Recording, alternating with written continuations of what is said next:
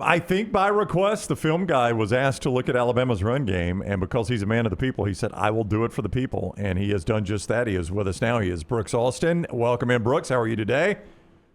I'm doing good. I didn't feel as if it was much of a chore. I love watching run game, even if it's not great, which it's not great right now. I'm not going to lie to you. The numbers tell you that. Let's talk about it. The numbers tell you that. So what is the first thing that jumps out? When you look at Alabama run game, and I assume you broke down numerous games, what is the main thing that jumps out at you? Scheme is tight. Like, the scheme is good. When I go evaluate run game, all I want to care about is in its most simplistic terms, guys. This is how I look at it. Do we have hats for hats? Meaning, if there are 7 guys, 7 potential threats in the box, do we have 6 hats dedicated to the 6 most, dangerous, and then putting the back on the 7th free hat in the box? I think they're good and tight on scheme. Are they good and tight on execution of scheme? No, I would say they are not. They're a duo football team right now, which means they're really trying to run behind Caden Proctor's butt quite often, or the right tackle's butt quite often, and getting real double teamed down on the line of scrimmage and trying to get some movement. And we'll talk about that here in a second, which means you got to be really good at tight end and wide receiver on what I call insert blocking, right? We're going to take a wide receiver and insert him onto a linebacker or onto a safety. And most of the time it's Isaiah Horton or Jeremy Bernard. I think Jeremy's good at it, but you're trying to use him as a ball carrier, which means Isaiah Horton's got to do it a lot. And I don't think he's necessarily great at that. I think he's a really good wide receiver. I don't think he's great in those situations. But here's the real take. And I don't want to take up too much time, but I've been sculpting this one and wondering why it's taken so long for me to kind of stumble upon this one.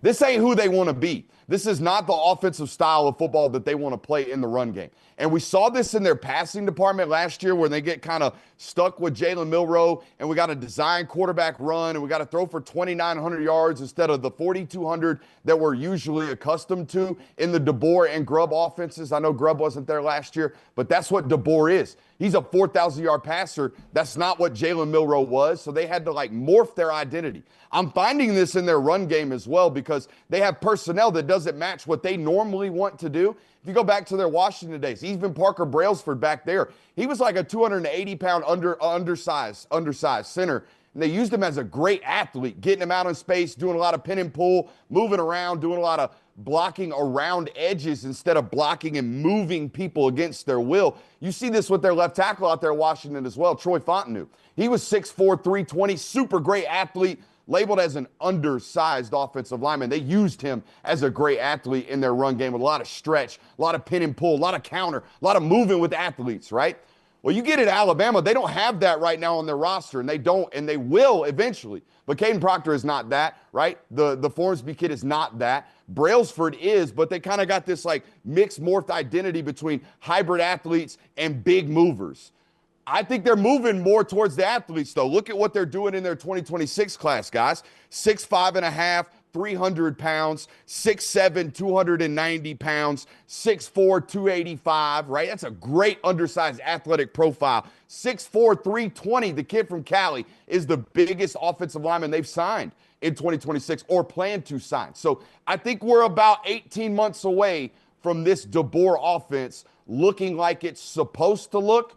And in the meantime, they're just throwing stuff at the wall, hoping it sticks right now because they're not really comfortable, in my opinion. Okay, Brooks, from the offensive line personnel to the running back personnel, Alabama fans got used to the Derrick Henrys and the Bo Scarboroughs and the Najee Harrises and the Josh Jacobs. Now you've got Jam Miller, Kevin Riley, Daniel Hill. Are any of those potentially, can't say elite, potentially really good running backs at the college level in the SEC? So I really, really like Daniel Hill. All right, I do. I think he's really big. He's really athletic. He's got a great stride. He's got a great sense of when to play behind his pads and play downhill. And I think he really matches the style of run that you're trying to accomplish on a down-to-down basis. Again, being a duo team, trying to run behind the butt of Caden Proctor, getting north to south, moving guys against their will. That kind of matches Daniel Hill's skill set. Here's the problem, though. He is very, not only young in terms of experience, guys. I went back and watched it yesterday because I figured 6'1.5", 6'2", 240-pound athlete that looks like that. that kid's high school tape must have been insane. I figured it was, and I go look at the high school tape. This guy's playing quarterback, guys. This kid's playing quarterback in high school. They're just playing him as the best player. He's not really playing organized, structural football. And now we got real run keys. Now we got real pass protection responsibilities. I bet it would feel like he's drinking through a fire hose right now. So there probably isn't a real safety net in the sense of, well, hell, let's just give him 20 carries. Well, he might not be ready for that. So I think you're kind of trying to patchwork your running back room right now, on top of patchworking your offensive line, on top of the fact that, no doubt, without a shadow of a doubt, your best option every single down is to drop Ty Simpson back because he's the best quarterback in college football for my money. From the layman perspective, usually old school, if we could throw the ball as good as Alabama can throw it, that opens up the run game. Why the dynamic Ty Simpson passing game? How's that not opening up easy runs for this team? It's a great question. I think a lot of it, to me, again, a lot of it is y'all have good counts. Like, y'all have good scheme. Y'all are getting to call, y'all are calling good run plays against what should be explosive or at least net efficient plays, and you're just not executing quite well enough. Like the first end around of the game, guys, the first play of the football game against LSU, I think it's the Brooks kid, number 17's on an end around, and y'all got two guys blocking one defender, one linebacker from LSU, and neither of them get it done. Formsby doesn't get him blocked, nor does Derek Meadows on a crack replace block. So, like, the execution is a real problem for me when I watch you guys. And look, I said this about Georgia's offense last year, and everybody was saying I was making excuses, but now they're executing, and I would say they're bar for bar the best run offense in college or in the SEC right now. Yeah, by the way, you said 18 months.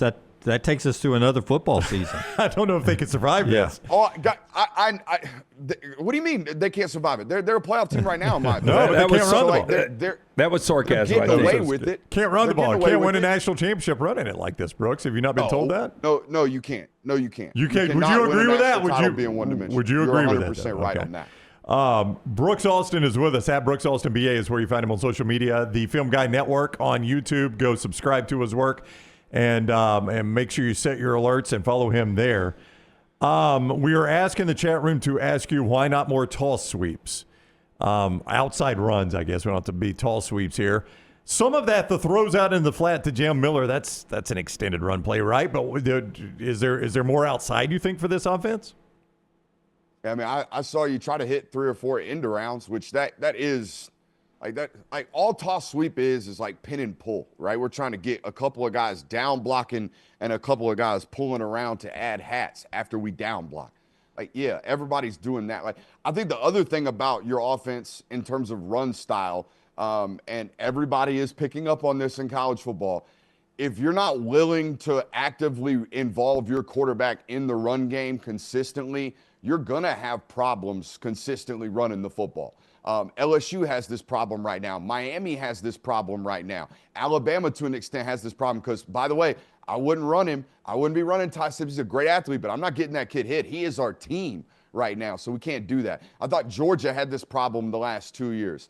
And I do want to backtrack to my comfortable statement. They won't be comfortable with the personnel in terms of the guys that they want until 3 years into the system anyways. That's what happens when you hire new football coaches. Like, I think we get too caught up in, oh, he took over Nick Saban's player roster, so it must be immediate success because we've got blue chippers. Yeah, you've got blue chippers, but that don't mean you got his style of blue chippers. Y'all got a different, like an elite offensive mind that will score 40 points a game when he gets his guys. And I think everything will be complementary.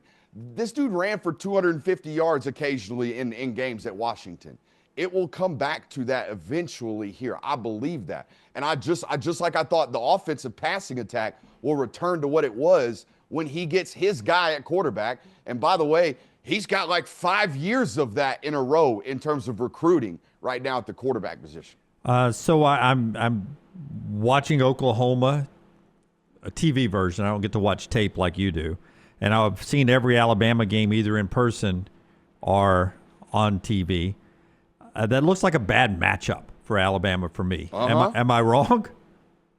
No. You're right. I mean, it's a bad matchup for everybody, though, because that's the second best defense in college football. For what I study, for what I do, who creates the most fear for me? Ohio State and Oklahoma, and then just find a third. I don't even know who the third would be. Honestly, those two teams are so far separated themselves from everybody else on the defensive side of the football for my money. But no, the box play for Oklahoma is a real fear, right? Like they don't have to add extra bodies to the box to stop Alabama's run game. So they will be able to protect themselves in the back end, you would assume. Now, most people will look at what they did against Tennessee and people will say, well, wow, Joey Aguilar shredded them. So Ty Simpson you must assume he's going to shred them.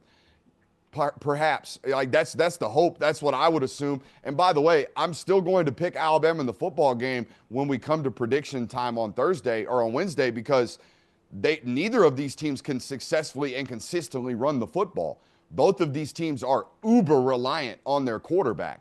John Mateer has to do it with his legs to help their run game become anything with close to efficiency. They found some explosive life late in the fourth quarter with Rodriguez or number 24, I forget his last name. That young man is running really, really well for them right now at Oklahoma, but they're uber quarterback reliant, as are you, and I am far more likely to lean on Ty Simpson than John Mateer, for me. Xavier Robinson. Real quick on John Mateer, though.